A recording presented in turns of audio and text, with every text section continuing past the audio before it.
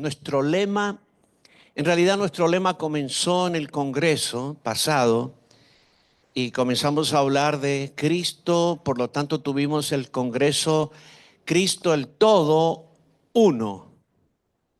Y esto sería nuestra jornada Cristo el Todo Dos. En el Congreso pasado hablamos de varios aspectos acerca de Cristo. Cristo pastor, Cristo sumo sacerdote, Cristo el Cristo corporativo. Hablamos de varios aspectos y ahora también vamos a continuar hablando acerca de nuestro amado Señor Jesucristo. Mientras más lo conoces, más lo amas. Mientras más lo amas, más lo experimentas. Y en este día, con la ayuda del Señor, nos vamos a esforzar por entender un poco más al Señor, comprenderlo un poco más.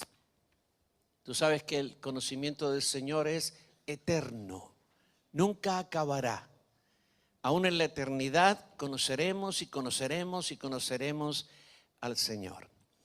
Pues bien, bienvenidos todos, mis amados que están aquí en nuestra iglesia en Cerrillos. Tenemos hermanos de Rancagua, ¿sí? De Rancagua. Ellos traen su propia barra, ¿no? ¿Sí? Tenemos hermanos de Valparaíso. Amén. De Viña del Mar. Bueno, esa es la pesada. Tenemos hermanos de Talagante. Sí, por acá. El Monte. Tenemos hermanos de San Antonio. Amén. De Santiago de Chile. También tenemos los hermanos de Santiago, ¿están acá? Bien. Y tenemos conectados hermanos de muchos lugares, de Argentina, de Perú, de Colombia, de Estados Unidos, España, Congo, Mozambique, todo Centroamérica, Sudamérica completo, hermanos conectados de muchos lugares que son parte de nuestra iglesia. Y damos gracias a Dios por este pueblo precioso en el nombre de Jesús. Así es que vamos a comenzar ahora hablando acerca de Cristo el Esposo. Cristo el Esposo. Leemos en el libro de Efesios, capítulo 5, 22 al 32. Las casadas estén sujetas a sus propios maridos como al Señor, porque el marido es cabeza de la mujer, así como Cristo es cabeza de la iglesia, la cual es su cuerpo y Él es su Salvador. Así que como la iglesia está sujeta a Cristo, así también las casadas lo estén a sus maridos en todo. Maridos, amad a vuestras mujeres, así como Cristo amó a la iglesia y se entregó a sí mismo por ella para santificarla, habiéndola purificado en el lavamiento del agua por la palabra, a fin de presentársela a sí mismo una iglesia gloriosa, que no tuviese mancha, ni arruga, ni cosa semejante, sino que fuese santa y sin mancha. Así también los maridos deben amar a sus mujeres como a sus mismos cuerpos. El que ama a su mujer, a sí mismo se ama, porque nadie aborreció jamás a su propia carne, sino que la sustenta y la cuida, como también Cristo a la iglesia, porque somos miembros de su cuerpo, de su carne y de sus huesos. Por esto dejará el hombre a su padre y a su madre, y se unirá a su mujer, y los dos serán una sola carne. Grande es este misterio, mas yo digo esto respecto de Cristo y de la iglesia. Amén. Antes de que Dios creara todas las cosas, cuando no había nada, San Juan 1:1, en el principio era el verbo era con Dios y el verbo era Dios. Este es el principio cuando solo existía Dios. La Biblia menciona al menos dos principios. En Juan 1, cuando solo existía Dios. En Génesis 1, cuando Dios comienza a crear, por eso dice, en el principio creó Dios los cielos y la tierra.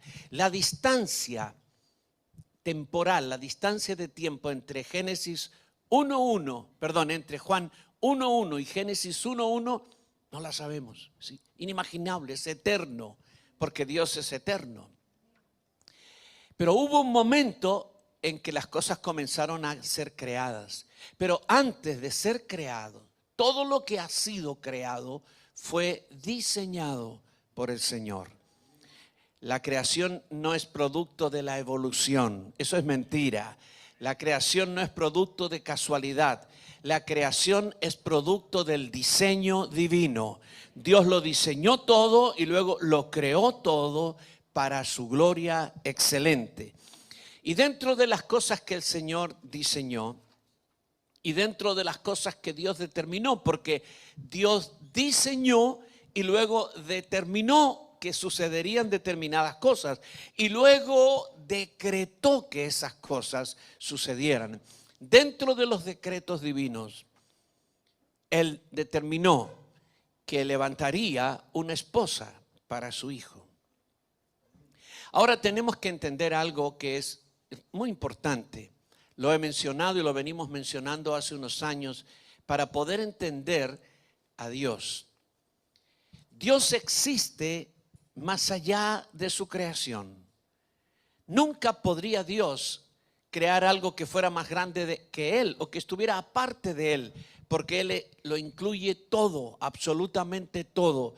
El apóstol Pablo en el libro de los Hechos habla diciendo: en Él estamos, en Él nos movemos, en Él somos. Es decir, que todo lo que ha sido creado está dentro de Dios. Y entonces, donde está el límite de todo lo creado, o sea, la creación espiritual o la creación material, cuando la creación llega al límite, al borde, más allá, donde termina todo lo creado, sigue estando Dios. Entonces le llamamos trascendencia a la existencia divina sin relación con la creación. Dios es trascendente. Dios sobrepasa su creación, va más allá de la creación. Pero le llamamos inmanencia a la existencia de Dios dentro de su creación. Algunos le llaman también omnipresencia, pero la inmanencia tiene que ver con todo lo que Dios hace dentro de su creación. En su trascendencia nunca ha cambiado nada. Padre, Hijo y Espíritu Santo son una unidad indestructible, una armonía eterna. Existen eternamente en amor, en armonía, en unidad. Padre, Hijo y Espíritu Santo son inalterables. Ahora, para operar en su creación, Dios determinó algo que se llama la economía divina. Y en la economía divina tenemos que entender algo que se llama la subordinación. Nosotros leemos la Biblia y vemos que el Padre gobierna, el Hijo estaría como en segundo lugar y el Espíritu Santo después. Cuando tú haces una lectura rápida, te da esa impresión, especialmente cuando leemos los evangelios y leemos las cartas. El Padre preeminente, el Hijo y luego el Espíritu Santo. Pero eso es la economía divina. Padre, Hijo y Espíritu Santo son exactamente iguales en todo, en naturaleza, en atributos, en existencia, en todo. Pero para funcionar dentro de su creación, Dios estableció un sistema de economía o de gobierno de la Trinidad.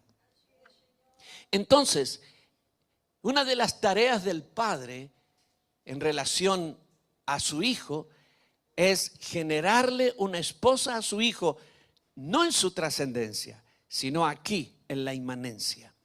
Nosotros nunca, nadie, nunca, jamás podrá entrar y penetrar en la trascendencia divina.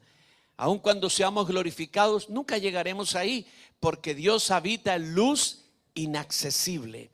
Nadie puede acceder nunca, jamás a Dios, ni podrá, porque eso es privativo de Dios. Pero aquí en su creación, una vez que nosotros seamos glorificados, tendremos mucho acceso al tercer cielo, aunque ahora lo tenemos acceso al trono de la gracia, tú lo sabes, amén. Pero tendremos un acceso mucho mayor como esposa del Cordero. Sin embargo, nunca podremos entrar a la trascendencia divina, donde Dios existe solamente Padre, Hijo y Espíritu Santo, y existirá así por toda la eternidad. Ahora, Dios determina generar una esposa para su Hijo. Y eso estaba determinado por Dios y todo fue planificado en el tiempo en que esa esposa sería generada, la manera en que nacería o aparecería, los que integrarían esa esposa, los poderes y la gracia que Dios depositaría en esa esposa, la posición espiritual que ocuparía y el destino eterno de su esposa. Todo fue determinado antes que las cosas sucedieran. Dios no dejó nada al azar, nada al azar. Dios no improvisa, tú tienes que saberlo, amén. Han pasado 4000 años desde Adán hasta Cristo y la esposa nunca apareció. Apareció en tipos o metáforas. Eva fue el primer tipo de la esposa y vamos a hablar un poquito de ella un poco más adelante. Sí, Rebeca fue también un tipo de la esposa de Cristo. Y así tú lees el Antiguo Testamento y ves varios tipos que son anuncios de la esposa. Pero la esposa no vino por 4000 años. Y llevamos aquí en la tierra como humanos 6000 años. Así es que 2/3 partes de la historia humana, en las primeras 2/3 partes, la esposa no apareció. Nosotros podríamos decir es un desperdicio de tiempo, pero Dios había determinado el tiempo y la hora. Cuando vino Cristo, la venida de Cristo, una de las razones de la venida del Señor Jesucristo fue el inicio de la generación de la esposa para Él. Y la esposa ha estado apareciendo en estos últimos 2000 años, en esta etapa que llamamos la dispensación de la gracia. Así estaba determinado por Dios que apareciera exactamente en este tiempo. Hablamos de Adán y Eva. Sabes que Dios es el creador del matrimonio, ¿verdad que sí? Amén. El matrimonio no fue una invención de los hombres. Dios creó el matrimonio y la relación matrimonial como tal. Fue diseñada por Dios también dentro de las cosas que Dios determinó. Hay un diseño divino para el matrimonio. Y cuando las personas siguen ese diseño divino, el matrimonio va a tener éxito. Pero cada vez que la sociedad ha tomado en sus manos el designio del matrimonio y ha inventado formas distintas a las de Dios en cuanto a cómo tiene que ser el matrimonio, la sociedad ha terminado corrompiéndose y siendo destruida. Estamos en este tiempo. Hoy día tú ves muchas formas a las que la gente llama matrimonio. ¿Sí? Hay muchas formas y se van inventando más formas todavía. El otro día vi un video de una mujer que se casó con un autobús. No sé si lo viste. Estábamos locos pensando, en la India un hombre se casó con una cabra. ¿Sí? Con una cabra. Otra persona se casó con una muñeca inflable. Inventos acerca del matrimonio. Esto es una locura, hermano, y va a aparecer más. ¿Sí? Porque el mundo dejó a un lado el diseño divino del matrimonio. Cuando el diseño divino del matrimonio se ha respetado, los hogares son firmes, las naciones son firmes, las sociedades son firmes. Pero cuando pasó esto y lo que está ocurriendo hoy día, vamos directo a la destrucción de esta sociedad. Porque la moral no tiene ningún asidero. Entonces, el Señor diseñó la relación matrimonial y cuando Él crea a Adán, luego de Adán saca a Eva y la trae a Adán para que ella sea su esposa y la madre de todos los seres humanos, la madre de todos los vivientes. Así le llamó Adán. Así es que primero fue su esposa y después fue madre de todos los que venían. Ustedes, mujeres, tienen un privilegio y una honra de Dios maravillosa, y es ser las madres, las que dan a luz, las que tienen al bebé. No sé cómo sería eso, ¿no? ¿Se sufre? Bueno, ustedes lo saben.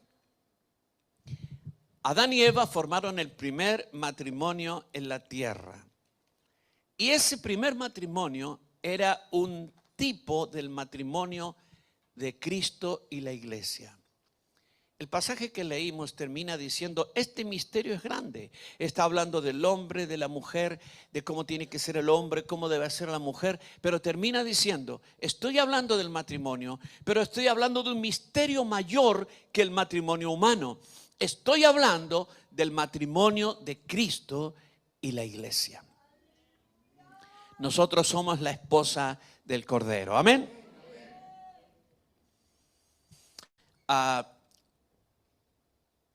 Cuando el Señor se propuso levantar la esposa para Adán, lo durmió. Lo durmió y sacó de Adán una costilla, y de esa costilla formó la mujer. La mujer que vino a él como esposa estaba dentro de él. Fue sacada de adentro de él y luego fue traída a él. Por lo tanto, era parte de Adán y fue sacada de Adán para ser la esposa de Adán. Esa es la figura. Todos los seres humanos que hay sobre la tierra estábamos en Adán. El día que Dios creó el cuerpo de Adán, lo hizo de barro, luego sopló hacia adentro de Adán. Lo que hizo Dios fue soplar a toda la humanidad. La Biblia dice que sopló espíritu de vida. La palabra vida, aquí en el original, en Génesis, es la palabra kahai. Kahai es un sustantivo colectivo. ¿Tú sabes lo que son los sustantivos colectivos? Un sustantivo colectivo es como cuando tú dices un cardumen de peces. Estás hablando en singular, pero se refiere a muchos peces. La arboleda. No estás hablando de un árbol, sino de un conjunto de árboles. Eso es un sustantivo colectivo. Y la palabra kahai significa vivo, viviente, pero también significa parientes, campamento, congregación, reunión, comunidad. Por tanto, cuando Dios sopla hacia adentro de Adán, sopla a toda la humanidad, a toda la humanidad. Así que tú y yo y todos estábamos en Adán. Tú estuviste en Adán hace 6,000 años. Yo estuve en Adán hace 6,000 años. Estábamos de manera recesiva, sin manifestación, pero estábamos dentro de Adán. Y fuimos sacados de Adán. Adán era un hombre corporativo y a través de la evolución de la humanidad fuimos siendo sacados de adentro, de donde estábamos, y aparecimos como seres humanos individuales. Y eso pasó con la primera persona que fue sacada de Adán, la cual fue su esposa, Eva.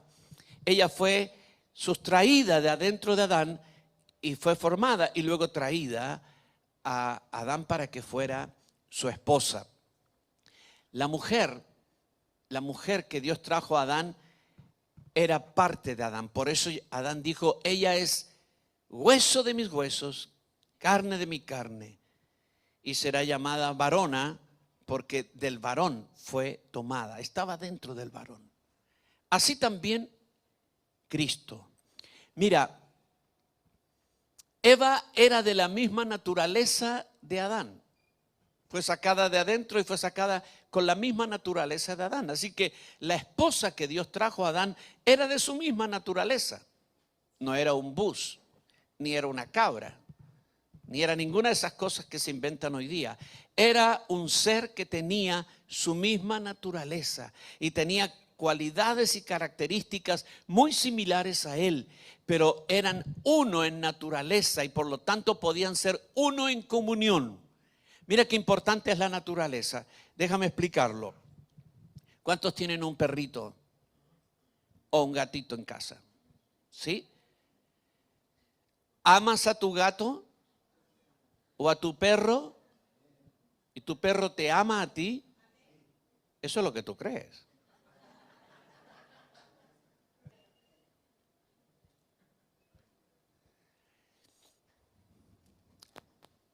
Tú entras a la casa y el perrito te mueve la cola. ¿Sí? Y tú dices, oh, está contento, me ama. Me ama, ¿sí? Está bien. El perro tiene un apego contigo. Pero decir que te ama es otra cosa. Un perro con una perrita, creo un poco más, ¿sí?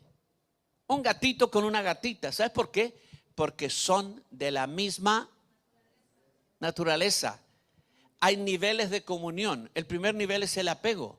Y luego hay distintos niveles de comunión o de comunicación entre los seres. Pero el nivel más excelente y más profundo ocurre cuando los dos seres son de la misma naturaleza. Tú no puedes tener comunión con un perro. Tú lo puedes querer, pero tú no puedes tener comunión porque no hay un feedback suficiente. Tú le hablas al perro y el perro te dice, wow. Y tú dijiste, me ha contestado. ¿Sí? Ahora dile que explique el wow. Y él no va a poder. No, ladra. Va a seguir ladrando, ¿no es cierto? Yo sé que todos nosotros amamos los animales. Aunque a veces la esposa le dice al esposo, eres un animal, ¿no? Y es verdad. Somos un poco así. Bueno, pero Dios trajo a Adán un ser de su misma naturaleza para que tuviera comunión con él en el mismo nivel de naturaleza. ¿Entiende eso, verdad? ¿Sí? Muy bien. Nosotros estábamos en Adán y de alguna manera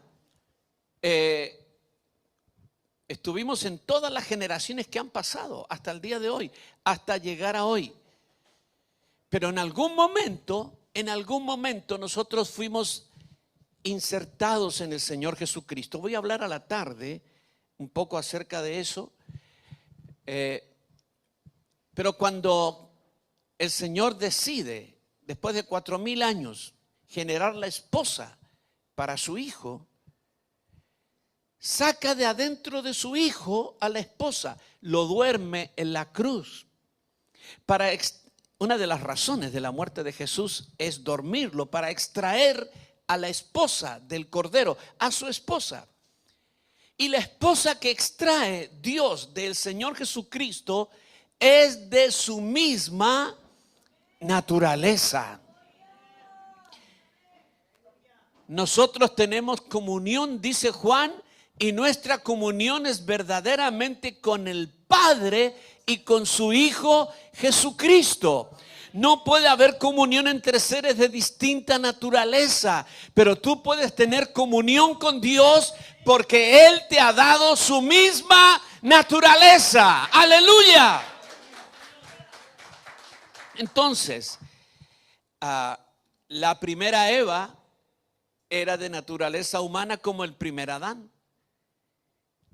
Nosotros somos la nueva Eva o la última Eva. Así como hubo un primer Adán y un postrer Adán, seguramente hay una primera Eva y una postrer Eva, que somos nosotros, la iglesia del Señor. La iglesia de Cristo es la esposa del Señor y obviamente tiene su misma naturaleza. Ahora, cuando Dios trae a la iglesia, a Cristo, la empieza a traer después de la resurrección. Y entonces Lo primero que hace el Señor una vez que, escucha, lo primero que hace el Señor una vez que resucita, esa misma noche se reúne con sus discípulos y ¿sabes lo que hizo? Hizo lo mismo que hizo el Padre cuando cuando había creado a Adán, sopló hacia adentro de sus discípulos. Sopló hacia adentro de sus discípulos y les dijo: reciban el Espíritu Santo. Nosotros tenemos que entender que la comunión que tenemos es por medio del Espíritu Santo. La comunión que tenemos con nuestro Señor Jesucristo y con el Padre es por el Espíritu Santo que nos ha sido dado. Ahora también debemos comprender algo, y voy a hablar algo que hablaré más tarde para adelantar un poco. En la eternidad pasada, cuando Dios creó los cielos y la tierra, cuando empezó y hizo todo, el mundo celestial primeramente y luego el mundo cósmico, el mundo terrenal o físico, Dios nos generó como hijos. Todos nosotros existimos en la eternidad pasada. El Nuevo Testamento habla muchísimo acerca de eso, pero hay un versículo en el libro de Job, cuando Dios pregunta a Job: ¿dónde estabas tú cuando yo creaba los mundos? ¿Dónde estabas tú cuando yo ordenaba la tierra? ¿Dónde estabas tú cuando yo hacía esto?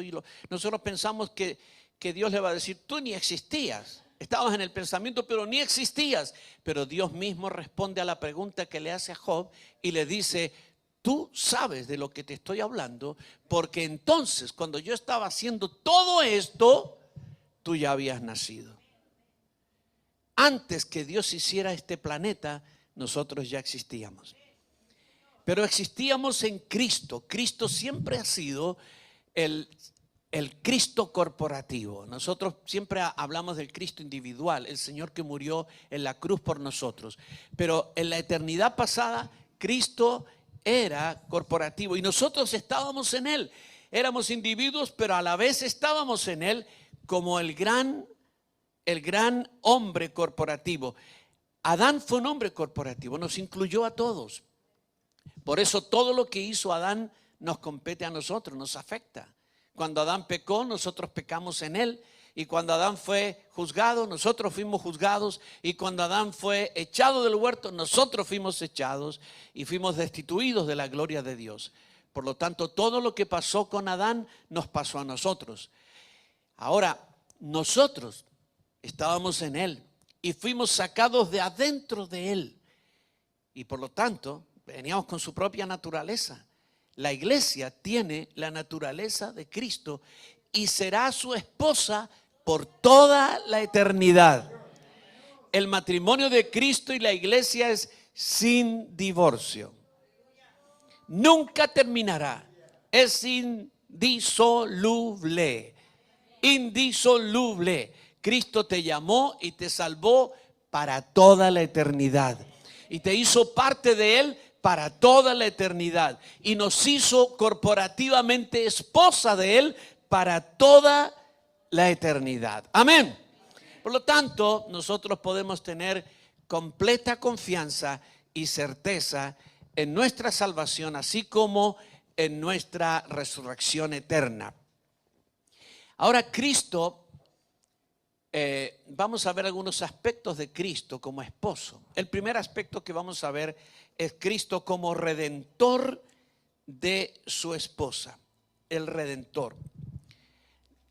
Tú sabes que la redención es una ley en el Antiguo Testamento. La palabra redimir significa rescatar, rescatar. Normalmente comprando por medio de un precio. Se rescata por medio de un precio, comprando, pagando. Antiguamente en el mercado de esclavos, el esclavo pertenecía a su amo. Su amo lo llevaba al mercado de esclavos y lo vendía. Y cuando alguien lo compraba al esclavo, ese hombre que pagaba, por causa de que pagaba, lo estaba rescatando, lo estaba redimiendo. Y esa era la palabra que se usaba. Redime al esclavo para que sea de él. Era de otro, pero él pagó para que sea de Él. Muy bien, Cristo es el redentor de su esposa, de su iglesia. La redención siempre la hemos visto como que el Señor me redimió a mí. Y es maravilloso entender y saber y creer que individualmente a cada uno de nosotros el Señor nos redimió. ¿Tú crees que el Señor te ha redimido, verdad? Te ha rescatado, nos rescató de muchas cosas. Nos rescató del pecado, del mundo, del diablo, de un montón de cosas, de la justicia de Dios, de la condenación eterna. Nos rescató. Pero no solo rescató individuos, Él rescató a la iglesia. El rescate del Señor no solamente tiene un sentido individual, sino también un sentido corporativo. Él vino y pagó el precio por cada uno de nosotros, particularmente, pero globalmente por toda la iglesia.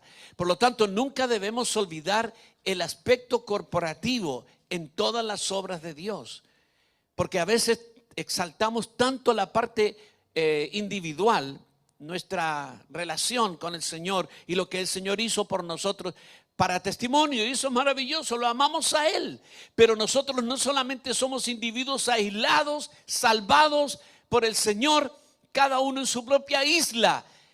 Nosotros hemos sido salvados porque somos un cuerpo.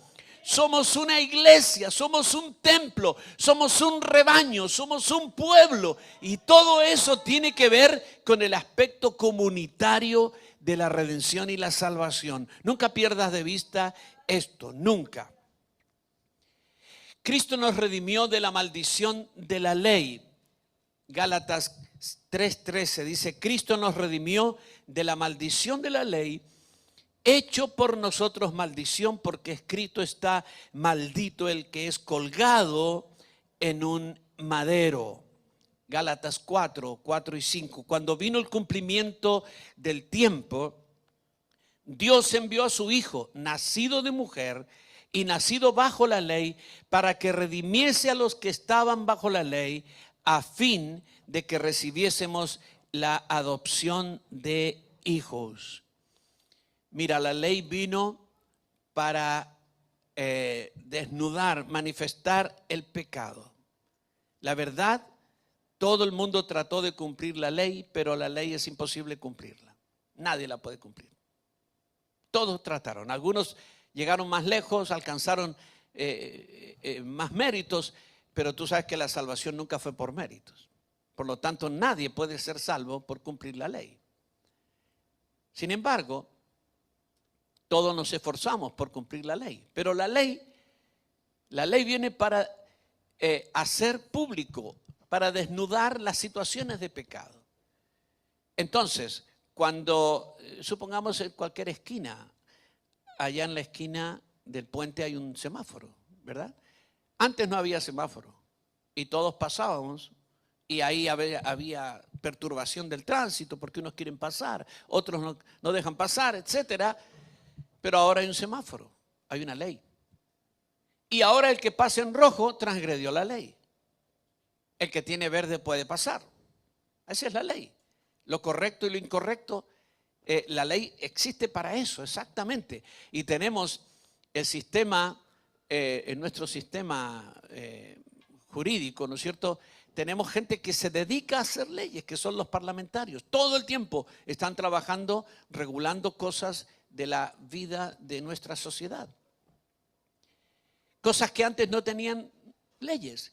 Cuando no había un semáforo allí, no había una ley. Así que tú pasabas como tú querías, pero estabas transgrediendo reglas. Que en la esquina siguiente donde había semáforo no se podía transgredir, pero acá como no había, tú podías hacer lo que querías. Pero el día que se pone un semáforo, se puso la ley y tú ya no puedes hacer lo que quieres. Y si tú pasas en rojo, ¿cuántos han pasado en rojo alguna vez? No levantes la mano. Si tú pasas en rojo, transgrediste la ley. Así es la ley. Bien. Ahora, nadie puede cumplir la ley, pero la ley nos juzga a todos. Todos somos juzgados por la ley, por nuestras acciones. La apóstol oró al principio y cuando ella dijo, te pedimos perdón por pecados de comisión y pecados de omisión. Nosotros siempre tenemos el enfoque en los pecados de comisión. Entonces cuando alguien te dice, yo no soy muy pecador, yo no robo, no mato, no hurto, no fornico, no adultero, no estafo, está hablando de pecados de comisión, pero hay pecados de omisión que son tan graves como los otros. La gente no está consciente de eso. Todos pecamos, todos pecamos, de alguna forma o de otra. Aún siendo cristianos, seguimos pecando, ¿sí o no? Y nos seguimos arrepintiendo y pidiendo al Señor que nos limpie de todo pecado. Obvio que pecamos mucho menos que, ¿sí o no? Aunque conozco algunos hermanitos temibles, pero creo en un evangelio que transforma, ¿sí o no? Y si alguien no ha sido transformado después de entrar al evangelio, simplemente es porque no quiere, porque el poder de Dios está disponible. Amén. Ahora, la ley nos juzga a todos. Todos estábamos condenados. Todos, porque todos pecamos. Pero vino el esposo a redimir a su esposa. Y él no pecó jamás. Nunca pecó. Pero él tomó el pecado de su esposa. Lo tomó sobre sí. De todos los que conformamos la esposa, tomó todos nuestros pecados. ¿Usted se considera pecador, muy pecador? ¿O poco pecador? Pensemos que usted tiene 40 años, un promedio, ¿sí? ¿Habrá pecado una vez al día?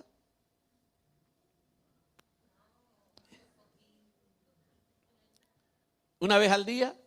Bien. ¿En un año cuántos pecados hizo? En 40 años, 13,000, 14,000 pecados. Con uno al día, hermanos. Y creo que aun cuando no éramos del Señor, pecamos todo el día. Mintiendo, la forma de hablar, insultos, malas palabras, actitudes, el egoísmo. Luego que vinimos a Cristo, pecamos menos, mucho menos. Buscamos ser santos, la santidad, agradar al Señor, ¿verdad que sí? Amén. Esa es nuestra vida. Pero todavía seguimos pecando y cayendo y arrepintiéndonos y volviendo otra vez a la comunión con el Señor. Pero miles, millones y millones y millones de pecados que su esposa cometió, Él los tomó todos. Así son los buenos esposos. Los buenos esposos toman la culpa de la esposa. No es fácil. ¿O es fácil? Pero Cristo tomó la culpa y la condenación, porque la culpa va con condenación. La condenación era morir por los pecados. Él tomó todos nuestros pecados y la Biblia dice, al que no hizo pecado, al que no pecó, lo hizo pecado. Él estaba completamente contaminado por el pecado, nunca habiendo pecado. Y todo eso lo hizo por ti, por mí, por la esposa, por su esposa, la iglesia. Amén. Nos redimió pagando el precio. Pagando a la ley lo que la ley requería. Pero la Escritura dice también que nos redimió de toda iniquidad.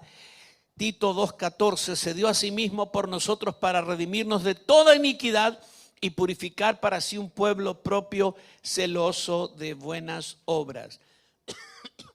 La iniquidad tiene al menos 3 significados. Primero, se refiere al pecado personal. Aquí la palabra iniquidad está teniendo un significado mucho más grande que el que le damos en algunos aspectos cuando ministramos sanidad interior y otras cosas. Pero aquí la iniquidad tiene que ver con al menos 3 cosas. Número 1, los pecados que cometemos cada día. La maldad. La palabra iniquidad es sinónimo de maldad. La maldad. La maldad genera muchos pecados en nuestra vida, ¿no? Pecamos. Eso es maldad, iniquidad, pecado, transgresión o como quieras llamarlo. Ese es el primer significado, nuestros pecados personales. Pero la palabra iniquidad también se refiere a los pecados de nuestros ancestros, de los cuales ellos nunca se arrepintieron. Y cuando los ancestros pecaron reiteradamente en algo y nunca se arrepintieron, eso se convirtió en una maldición, en una contaminación para la línea de sangre, para los que venían después. Entonces nosotros vemos que las historias se repiten. El tatarabuelo fue un asesino. El abuelo también lo fue. El padre está en la cárcel porque estuvo a punto de matar a alguien y se lo impidieron, no pudo hacerlo. Y tú ves que hay una línea de pecados, cierto tipo de pecados que se repiten en las generaciones. Esto, quizás asesinato, el otro a lo mejor es un pecado de gula, el otro, quién sabe, pero son maldiciones que vienen de atrás. Nosotros ministramos sobre eso cuando ministramos sanidad interior y liberación, porque ahí hay espíritus malignos comprometidos que hacen que el pecado original del ancestro que nunca se arrepintió se vaya repitiendo generación tras generación. Y a veces va aumentando con cada generación. Así es que la iniquidad se refiere también a los pecados ancestrales que no fueron resueltos. Y la iniquidad, en tercer lugar, se refiere a la fuente de todos los pecados, que es la maldad o el poder del pecado.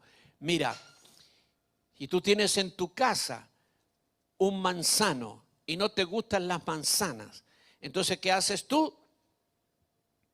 Sacas todas las manzanas del árbol y dices, nunca más manzanas en mi casa, pero dejas el árbol. Tú sabes lo que va a pasar, ¿verdad? La próxima vez va a estar lleno de manzanas y te va a hacer hasta burla, ¿sí? Porque si tú quieres deshacerte de las manzanas, tú tienes que sacar el manzano. Porque el manzano es el que produce las manzanas. El pecado basal que está en nosotros, el poder del pecado, la Biblia le llama la ley del pecado, es la que produce los pecados dentro de nosotros. Nos arrepentimos de los pecados, pero Cristo viene a tratar la raíz del pecado, el árbol del pecado, y Él nos redime de eso aún, de los pecados personales, de los pecados ancestrales y de la raíz del pecado que produce nuestras faltas y nuestras iniquidades. En tercer lugar, el Señor vino para redimir a su esposa. Sí, vino a redimir a su esposa con un amor total, completo y absoluto. Nos redimió de la ley, nos redimió del poder del pecado y de la iniquidad y nos redimió con su vida. Tenemos que ver el amor del Señor y lo vemos aquí en el libro de Efesios que leímos, que el amor del Señor primeramente es un amor incondicional. Nosotros los seres humanos, todos nosotros amamos con amor condicional. Aún el amor más profundo, dicen que el amor más profundo es el amor de una madre, ¿verdad? Pero todo amor humano tiene un límite. Hay un límite. Conozco muchas mamás que el hijo o la hija le dieron tantos problemas, tantos dolores, tantas amarguras, que la madre dijo, listo, basta, se acabó. El único amor incondicional es el amor de nuestro Dios. Y cuando Cristo vino a buscarnos, cuando Él vino a rescatar a su esposa, lo hizo con un amor incondicional. Mira, la esposa no amaba al Señor. La Biblia dice, nosotros le amamos a Él porque Él nos amó primero. Tú no amabas a Cristo cuando Él murió por ti. Yo no amaba a Cristo cuando Él murió por mí. La esposa no amaba a Cristo. La esposa estaba encantada con el mundo, con las cosas de la tierra. No estaba pensando en su futuro esposo. Pero Él vino y la vio y la amó, aún así como estaba. La amó y murió con un amor incondicional por ella. Ese es el amor más puro que existe, el amor de nuestro Señor. En segundo lugar, fue un amor absolutamente comprometido. Él dejó su morada en el cielo para venir a buscar a su esposa. No solamente dejó su morada, sino que se negó a sí mismo, tomó nuestra forma como hombre, con nuestras limitaciones. ¿Sí? Él dejó, estaba en la escuela Antioquía hablando de la diferencia entre desinstalar y desactivar. Dios nunca desinstaló sus atributos divinos, pero desactivó muchos de ellos para estar aquí con nosotros en la tierra. Y una vez glorificado, volvió a activarlos. Y Él sigue siendo nuestro Dios eterno. Pero estando aquí, estuvo limitado. El Dios eterno, creador y dueño de todas las cosas, estaba aquí como uno de nosotros. Aún expuesto a que el diablo, el ser más maligno, viniera a tentarlo. Pero Él lo hizo por amor a nosotros, en ese compromiso. Se hizo siervo siendo Señor. Tomó sobre sí mismo todos nuestros pecados. Se hizo maldición por nosotros y fue a la cruz. Su amor no era teórico ni platónico. Él nos amó con hechos. ¿Verdad? ¿Cuántas palabras que se las lleva el viento? Pero el amor verdadero es amor con hechos. Tú lo sabes, todos lo sabemos. El amor de hermanos, el amor de padre, madre, el amor de hijo, el amor de pareja. Tiene que ser amor con hechos para que sea de verdad. Y por último, en tercer lugar, el amor de Cristo fue sacrificial. Él dio su vida. Lo dio todo por su esposa, por su amada esposa. Este parece ser un mensaje para el esposo, para los esposos, ¿no? ¿Sí? Aunque el libro de Efesios habla del esposo y de la esposa, hace la comparativa, el libro de Efesios, entre lo que tiene que hacer el esposo y lo que tiene que hacer la esposa. Pero como estamos hablando de Cristo, el esposo, más que de la esposa, es que estoy hablando todo esto. Así es que, amados varones, esposos, reciban el mensaje, y ustedes, esposas, habrá un mensaje para ustedes algún día. No es hoy. Cristo es el santificador de su esposa. Mira, hablamos de Cristo el Redentor, pero Él es el santificador. Él santificó a su esposa. Y la palabra santificar tiene tres sentidos. En primer lugar, la palabra santificar tiene que ver con separar para Dios. Algo es santificado cuando lo separamos y lo consagramos a Dios. Cuando hacemos eso, estamos santificando. Entonces, en primer lugar, ¿no es cierto? Somos separados. Tú eres santo. Una persona que recién se convierte al Señor, hasta ese día ha cometido cualquier cantidad de pecados. Se arrepiente, Señor perdona. Es santo. Para Dios es santo. Le falta limpieza todavía de muchas cosas, pero es santo en el sentido de que Dios lo separó para Él. A todo lo que Dios separa para Él lo llama santo. Y ese es el primer sentido de la palabra santificar. El Señor santificó a la esposa, la separó para Él. Así es que todos somos santos en ese sentido. En segundo lugar, la palabra santificar tiene que ver con purificación.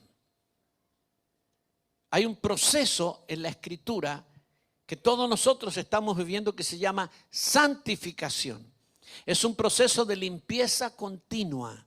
Hace un rato hablamos y dijimos que todos pecamos, pero el propósito de Dios es que cada vez pequemos menos, que nuestra vida vaya siendo santificada y santificada y santificada, y haya cada vez menos transgresiones, menos faltas, menos ofensas al Señor. Esa es la vida normal del cristiano. La Escritura lo define así. La vida del justo es como la luz de la aurora que va de aumento en aumento hasta que el día es perfecto. Si tu vida no ha cambiado en ese sentido los últimos 2 años, 3 años, tienes que preocuparte. Algo no está funcionando bien. Si tenemos las mismas rabietas que antes, los mismos descontroles del carácter, las mismas malos hábitos, algo no está funcionando bien, algo no estamos dejando que Cristo produzca en nosotros, porque Cristo en nosotros produce santificación de nuestra vida. Él nos lleva a buscar la santidad cada día. Es cierto, nosotros por ahí fracasamos en eso y nos duele y nos arrepentimos y le pedimos perdón al Señor.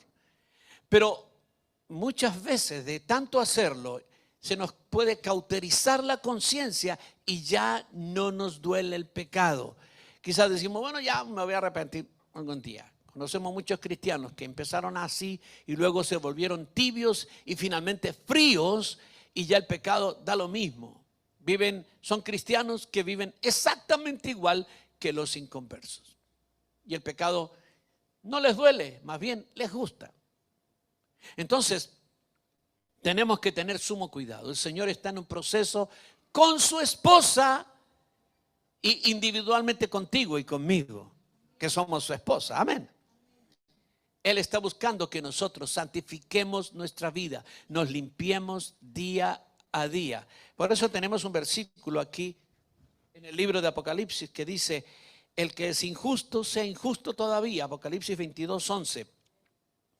El que es inmundo, sea inmundo todavía. El que es justo, practique la justicia todavía. Y escucha, y el que es santo, santifíquese todavía. Hay un tercer aspecto de la santificación que es futuro, todavía no ha llegado. El día que nosotros seamos arrebatados por el Señor, el día del arrebatamiento, donde los que murieron en Cristo vendrán con Él y serán resucitados, y los que estemos vivos seremos transformados. Ese día va a ocurrir algo extraordinario y tremendo. No solamente Cristo va a venir, porque va a venir. ¿Usted lo espera? Y va a venir por ti. Amén. Pero viene por ti para bien, porque esa expresión a veces vienen por ti. Huye porque vienen por ti. No, aquí espéralo porque viene por ti. ¿Cuántos lo esperan? Sí, amén, viene por nosotros. Levanta tu mano, dile, yo te espero. Amado mío, te estoy esperando. Ven por mí. Bienaventurados los que aman su venida. Bienaventurados los que aman su venida. Tú y yo luchamos aquí en la tierra con el pecado, ¿verdad que sí? Todos los días. Todos los días tenemos que mantener a raya muchas cosas para vivir la vida más correcta. Todos los días tenemos que resistir tentaciones. Todos los días tenemos que escoger esto sí, esto no. Todos los días tenemos que cambiar el control o el teclado, ¿sí? Porque hay muchas tentaciones. Todos los días. Todos los días tenemos que cuidar donde vemos, lo que escuchamos. Todo. Luchamos con el pecado. Aún lo que comemos, lo que bebemos. Tú y yo luchamos con el pecado todos los días. Y el pecado es una realidad. Nadie puede decir, no, yo ya no peco más. Llegué a la perfección. Nadie, todos luchamos. Pero ¿sabes? Si el Señor viniera en este instante, ahora mismo, aquí, en este lugar, este sería el último instante de nuestra lucha con el pecado. ¿Sabes por qué? Porque cuando seamos arrebatados, no solo seremos arrebatados y salvados de este mundo y de la condenación y todo lo demás, sino que seremos transformados. Y esa transformación implica que nunca más tenemos y tendremos tentación de pecar. Nunca más tendremos apetencia por las cosas que son pecaminosas. Nunca más tendremos una inclinación al pecado, porque en esa transformación el Señor impartirá a nosotros esa gracia de ser inmunes al pecado. Inmunes al pecado.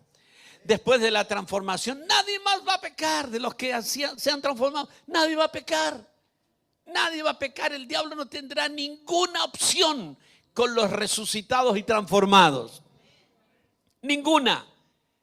Ese es el destino de la esposa del Señor Jesucristo. Ese es tu destino. Ese es mi destino. Seremos impecables. Ahí sí que seremos impecables. Usamos la palabra impecable para decir que algo está bien, ¿no es cierto?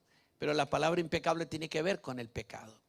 Y seremos impecables porque no habrá pecado en nosotros, ni tendencia al pecado, ni disposición al pecado, ni nada relacionado con el pecado, porque nosotros seremos gobernados absolutamente por la naturaleza divina dentro de nosotros y por la santidad de nuestro esposo, el Señor Jesucristo. Amén. Así es que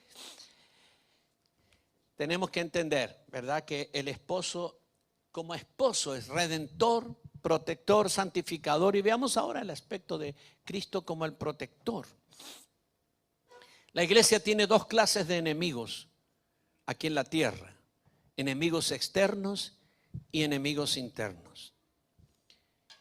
Los enemigos externos son, en primer lugar, el diablo, los demonios, los príncipes caídos, todo aquello con lo cual luchamos. Por eso tenemos guerra espiritual, porque hay enemigos.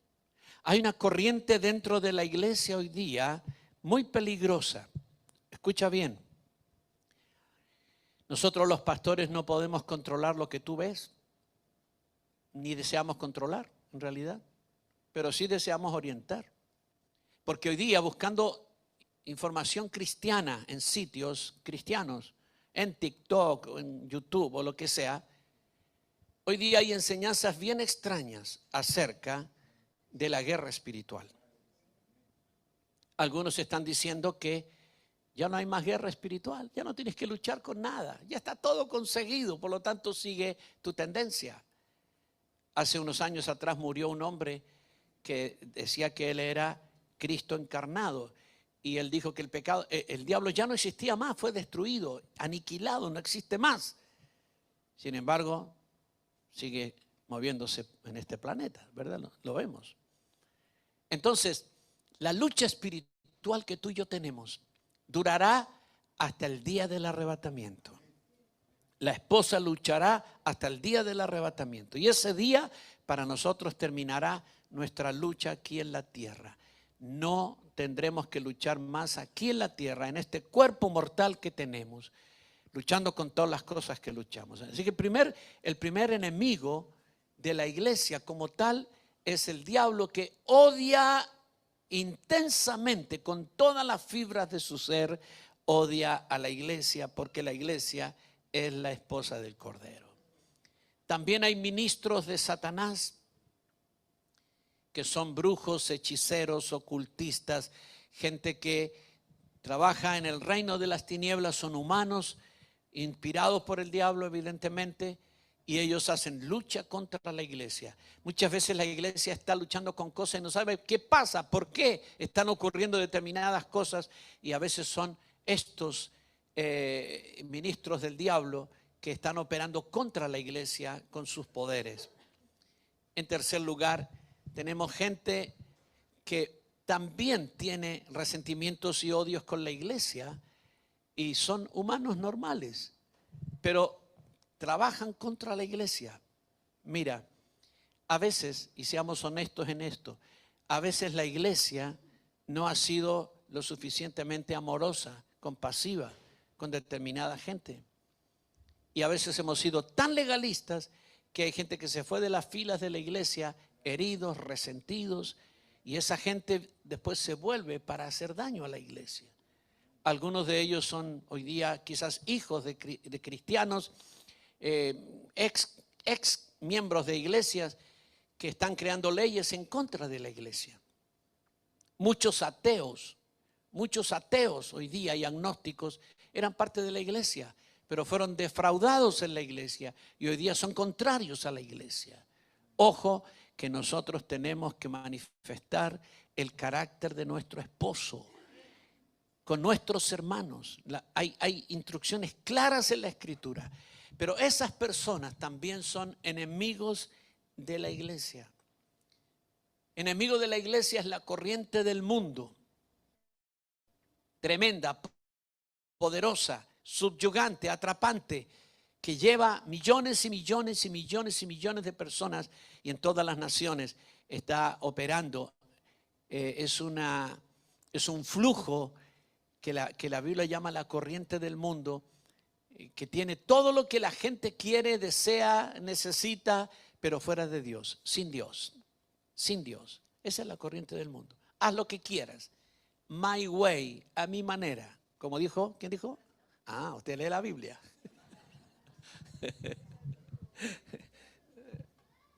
My way. Esa es la corriente del mundo. Haga como usted quiera, como usted piense, así está bien. Tu estilo, tu manera, tu camino. Ahora, dentro de la iglesia también hay enemigos internos. El primer enemigo es la carne, somos en nuestra propia carne, enemigo. Y por eso hay tantos problemas en la iglesia. Ustedes que son pastores saben que hay problemas entre hermanos, ¿verdad? ¿O no? ¿Sí? ¿Habrá alguna iglesia donde no hay problemas entre hermanos? La carne sale. Ofensas entre hermanos, envidia, celos y cuántas cosas. Y los pastores estamos ahí para tratar de ayudar y sacar a la gente de esas cosas en que se involucra, entra. Peleas internas dentro de las iglesias. Oiga, esto es una realidad. Y son enemigos internos dentro de la vida de la iglesia. En segundo peligro son los lobos rapaces. Cuando Pablo dio su último discurso en la playa y a los hermanos de un lugar llamado Mileto, dijo, van a entrar entre ustedes lobos rapaces,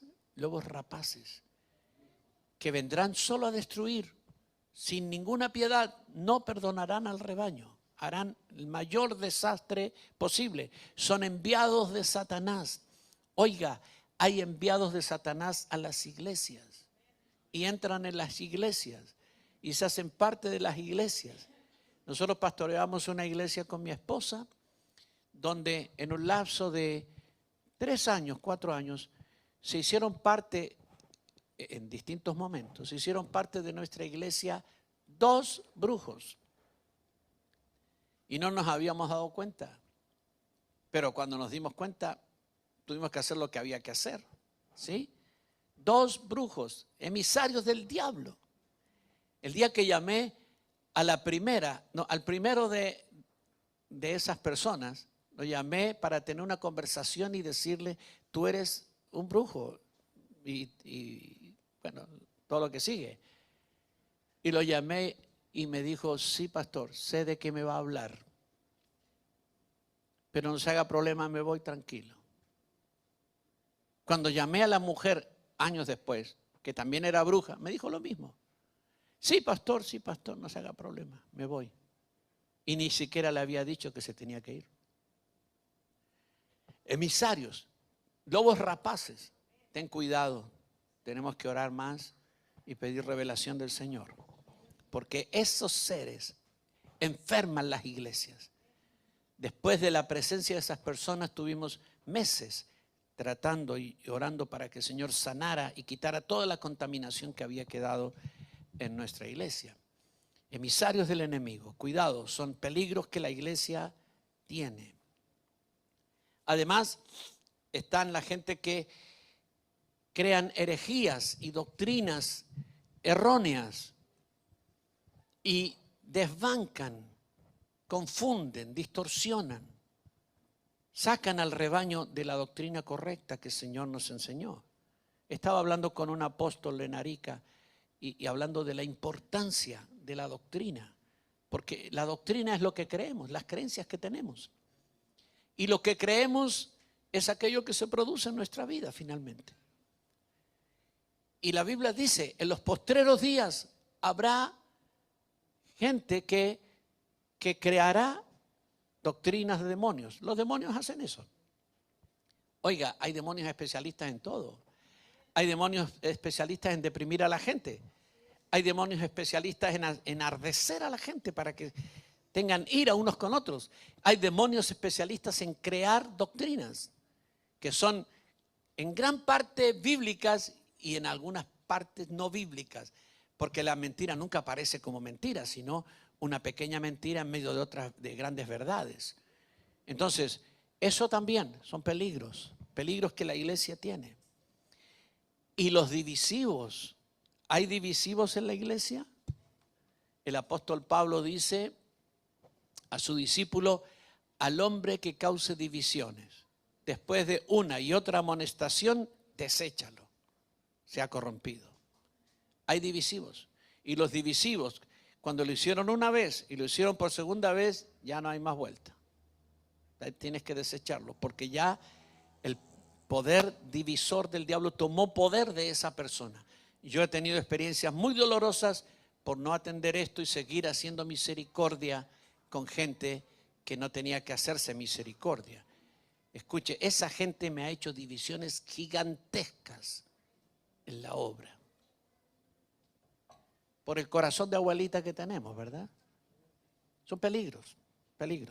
Entonces, Cristo es el protector de la iglesia.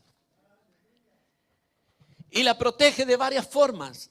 Primero, hablando a los profetas, para que los profetas alerten, porque el profeta es un vigía que está mirando y es el primero, o debe ser el primero, que perciba el peligro, cualquiera sea, externo o interno. Y hablando a los líderes, para que los líderes tomen asuntos, tomen cartas y puedan corregir o defender la iglesia de lo que haya que defender. Pero Cristo protege a su iglesia en muchas cosas y nosotros nunca lo sabemos. Así como muchas veces hemos sido librados de peligros y nos dimos cuenta después, ¿verdad? Porque el Señor nos frenó de algo y allá estaba el peligro. Mira, el día que nos robaron el auto, ¿te acuerdas, mi amor? Nos robaron el auto, pusieron la pistola aquí y nos robaron el auto. Fue tremendo, ¿verdad?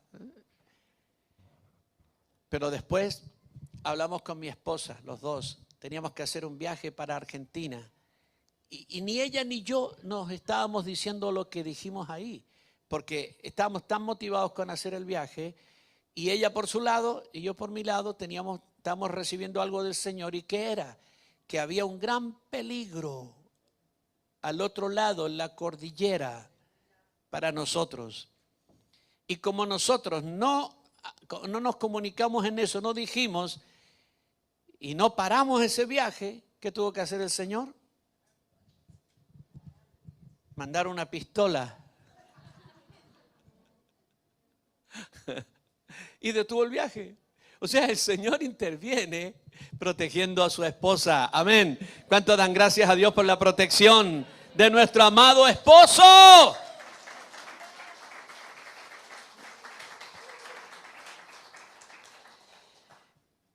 Por último, Cristo es el sustentador de su esposa. La esposa tiene necesidades espirituales, ¿sí? Muchas necesidades. Necesitamos la gracia del Señor, la guianza, su poder, su enseñanza, la comunión y muchas cosas. También la iglesia tiene necesidades en el amor fraternal. Necesitamos a Dios y necesitamos a nuestros hermanos. La coinonía, la comunión, el soporte. Pero la iglesia tiene también necesidades materiales, ¿sí? ¿Se encarga el Señor de esas también? También, porque es un esposo proveedor. Él provee para todas las necesidades de su esposa.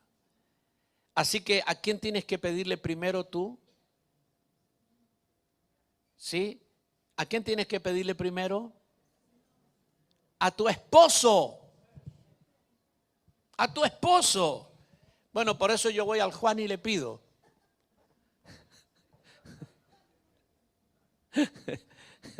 Eso es después. Tienes que ir primero a tu esposo y a él pedirle todas las cosas antes de hablar con ningún ser humano. ¿Entiende eso? Amén. Esposos, varones, ¿a quién tenemos que pedirle nosotros todas las cosas? A nosotros los varones nos cuesta ver a Cristo como esposo.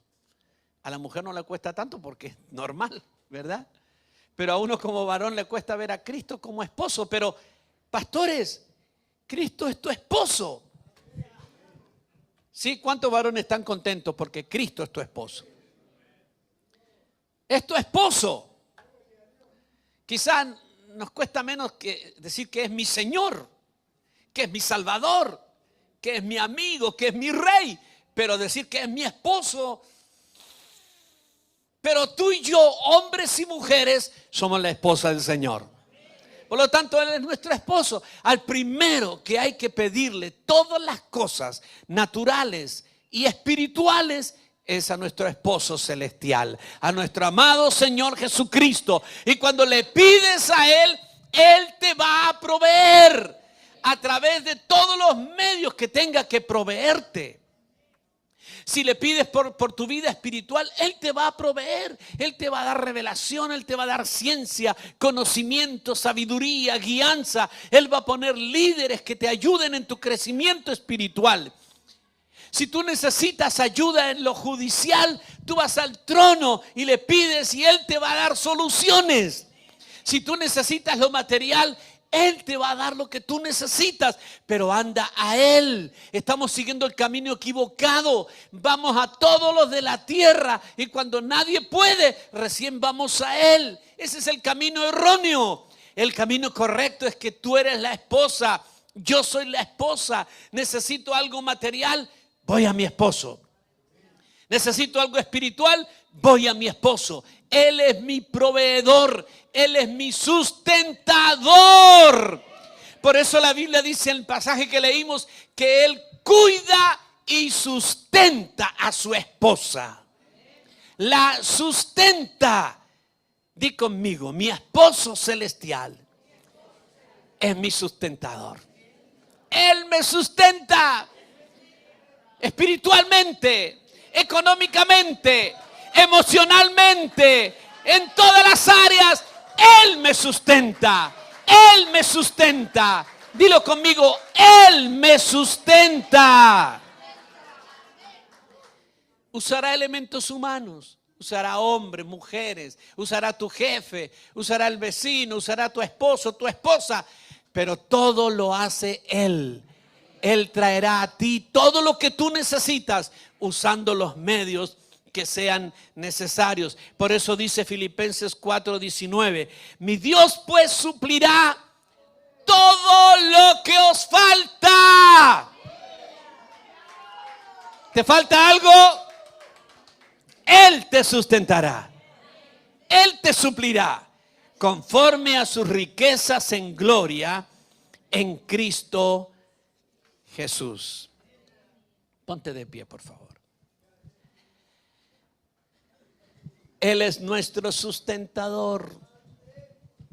Él es nuestro esposo redentor, protector, sustentador. Redentor, protector, sustentador. Nuestro esposo celestial. Mira, falta poquito para nuestra boda en los cielos. Falta poquito, falta nada. Ya llega, ya viene. ¿Sí? Ya viene, ya llega. Amén. ¿Lo estás esperando? Levanta tus manos y dile, te estoy esperando, esposo amado. Díselo, te estoy esperando. Te estoy esperando, Señor Jesucristo, esposo celestial. Te estoy esperando a ti. Tú eres la fuente de mi vida. Tú eres la fuente de todo lo bueno que me sucede. Tú eres mi redentor. Me sacaste del pecado. Me redimiste de la ley. Me redimiste de la iniquidad. Me redimiste del mundo. De todo me sacaste. Y me proteges. ¿Cómo me has protegido hasta este día? Gracias, Señor. Y me estás sustentando día a día. Me estás sustentando espiritualmente con tu vida, con tu palabra, con tu gracia, con tu revelación, con tu comunión. Me estás dando todo lo que necesito. Pusiste ríos de agua viva dentro de mí que fluyen continuamente y me llevan a ti todo el tiempo. Eres mi sustentador. ¿Cómo te necesito? Lo único que necesito eres tú. ¿A quién tengo yo en los cielos sino a ti? Y nada deseo en la tierra sino a ti. Amado esposo celestial, amado Señor. Amado Señor, gracias.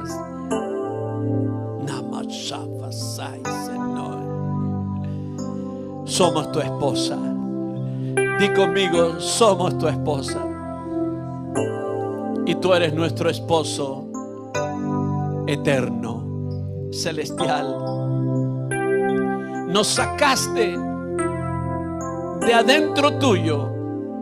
Dilo conmigo, nos sacaste de adentro de ti para que seamos como Eva fue para Adán, compañera idónea. Vamos a reinar contigo por toda la eternidad. Hoy luchamos con muchas cosas aquí en la tierra en espera de tu venida, pero tú ya estás aquí, estás viniendo, estás llegando y estamos expectantes, esperando tu venida, porque tu venida significa que estaremos contigo, glorificados por toda la eternidad, por toda la eternidad. Gracias, Señor. Bendito seas, bendito sea tu nombre. Gracias, Padre, gracias, Señor. Aleluya. Dale un aplauso.